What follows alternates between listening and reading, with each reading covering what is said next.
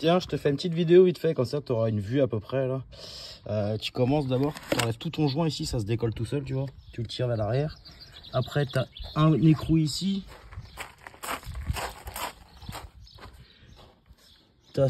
T'en as deux ici, celui-là est à côté. T'enlèves ça, t'en as un ici là. Tu enlèves ça, moi j'ai cassé le clip, mais tu l'enlèves aussi. Une fois que tu as enlevé ça, tu as une barre, tu l'enlèves. Après, tu as le boulon ici. Le boulon là. Le boulon là. Attends, je t'enlève ça. Après, comme ça, tu déconnectes ici. Bah, tu penses bien déjà à enlever, à débrancher tous tes trucs. Après, tu tires dessus, tu verras, c'est un peu chiant. Parce que si tu vois derrière, là, tu as les tuyaux. Faut que tu les pousses un peu. Mais pense déjà à enlever celui-ci là et le déconnecter ici. Ça se déboîte, il n'y a aucun souci.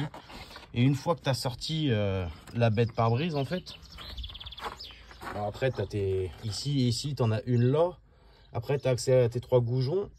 Et pour le de en haut et en bas, tu as accès par ici aux 2 goujons du haut. Et après, il faudra que tu ailles sous ta voiture, au niveau de ta boîte. Et prévois un cliquet. Enfin, je te ferai une photo à peu près de mon cliquet que j'ai dû faire pour avoir accès en dessous. C'est assez chiant. Après, le FAP, lui, il sort assez facilement.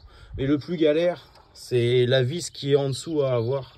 Tu verras, moi, j'ai mis du Chatterton au bout d'un cardan. Comme ça, il est plus fixe. C'est plus facile à la choper.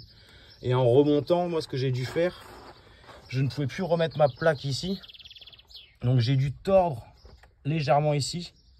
Je l'ai tiré pour pouvoir que ça passe bien propre, tu vois. Et après, j'ai dû retordre un peu ici pour pas que ça se soit emmerdé en fait. Sinon après dans l'ensemble ça se fait relativement bien. Puis le jour où tu le fais, si tu as besoin, tu n'hésites pas, tu me dis.